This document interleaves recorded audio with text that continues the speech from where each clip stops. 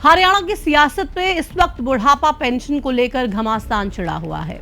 अब तक विपक्ष जिन 2 लाख बुजुर्गों की पेंशन कटने का शोर मचा रहा था, उस पर सीएम नायब सिंह सैनी ने दूध का दूध और पानी का पानी कर दिया है। सीएम ने यह साफ साफ कह दिया है कि एक भी पात्र बुजुर्ग की पेंशन नहीं कटेगी, लेकिन जो संपन्न लोग फर्जी तरीके से सिस्टम का फायदा उठा रहे थे, उन्हें बख्शा नहीं जाएगा। नमस्कार, आपके साथ में प्रतिमा दत्ता। हरियाणा में बुढ़ापा पेंशन को लेकर सियासत का संग्राम अब सड़क से लेकर सदन तक छिड़ने वाला है। आंदोलन की तारीखें तय हो चुकी हैं। कांग्रेस 17 फरवरी को प्रदर्शन करने वाली है और इनेलो 20 फरवरी को सड़कों पर उतरेगी। दोनों दलों का सीधा आरोप है कि सरकार ने 2 लाख लाभार्थियों की पेंशन को बंद कर दिया है।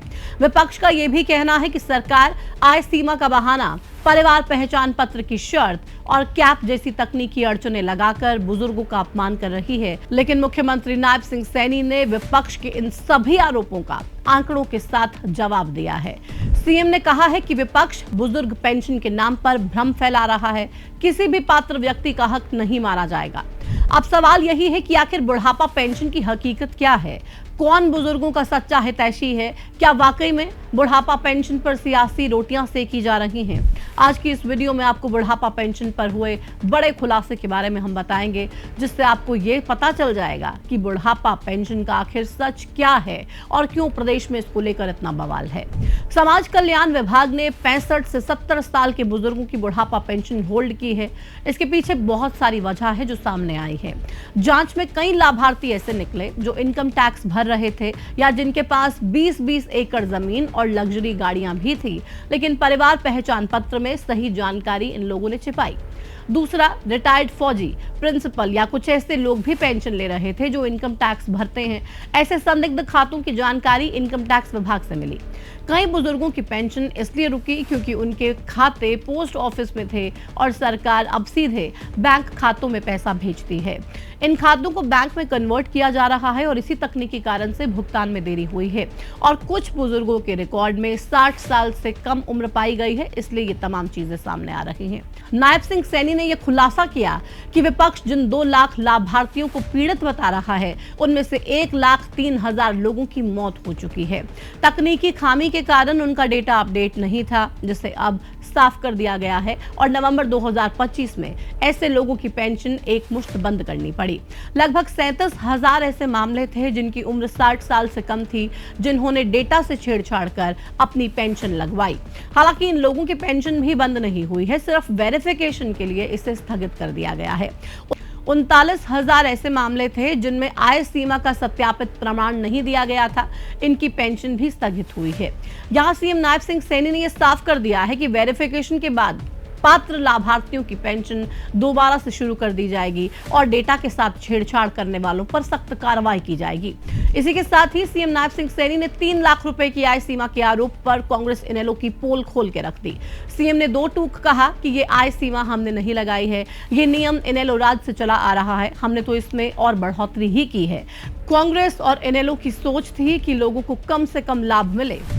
प्रदेश में वृद्धावस्था पेंशन पहली बार जब लगी थी तो वो 10,000 रुपए वार्षिक आय थी। इनेलो की सरकार थी, 100 रुपए से 200 रुपए किया और आय सीमा कितनी थी? 10,000 रुपए। ये उनके समय में भी था। इनेलो की सरकार ने पहली बार 2004 में वृद्धा पेंशन 200 रुपए से बढ़ा करके 300 रुपए की, परंतु फिर भी वार्षिक आय सीमा का बंधन न तो हटाया और न ही बढ़ाया। मार्च 2005 में कांग्रेस की सरकार बनी और माननीय भूपेंद्र सिंह हुड्डा साहब हरियाणा के मुख्यमंत्री थे।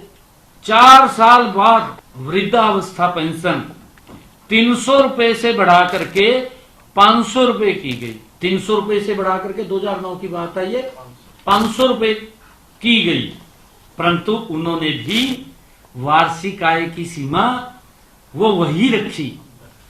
ये उसमें कोई बदलाव नहीं किया। ये जानने की बात है कि कौन बुजुर्गों का हितैषी है। इन्होंने तो वोट बैंक की राजनीति की है। अगर सियासत से हटकर देखें तो बुजुर्गों के लिए ये पेंशन सिर्फ एक राशि नहीं है, बल्कि उनकी दवा, राशन और बुढ़ापे का सहारा भी है। सीएम ने साफ तौर पे कह दिया है कि एक भी पात्र बुजुर्ग की पेंशन को नहीं काटा गया है और सरकार वाकई में बुजुर्गों के सम्मान के लिए हमेशा आगे रही है और सदैव बीजेपी ने सबसे ज्यादा सम्मान हरियाणा के बुजुर्गों का किया है। लेकिन सवाल यह भी है कि अगर एक भी पात्र बुजुर्ग की पेंशन कटती है तो उसका सीधा असर उनकी जिंदगी पर पड़ेगा। हालांकि सरकार ने आंकड़ों सहित ये साफ कर दिया है कि किसी भी पात्र से उसका हक नहीं छीना जाएगा, लेकिन इस मुद्दे को विपक्ष सड़क से लेकर सदन तक जोरदार तरीके से उठाने की तैयारी में है।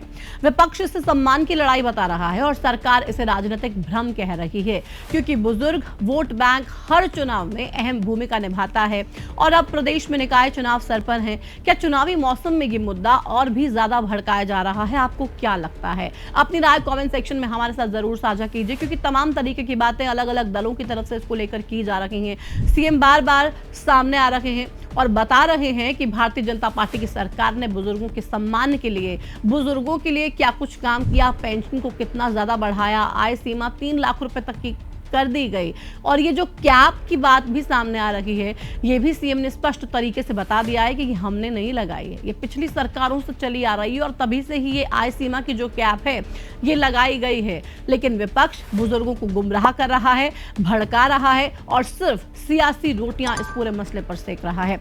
आपको क्या लगता है? अपनी राय कमेंट सेक्शन में हमारे साथ जरूर साझा कीजिए। फिलहाल इस वीडियो में इतना ही, मुझे दीजिए इजाजत। नमस्कार।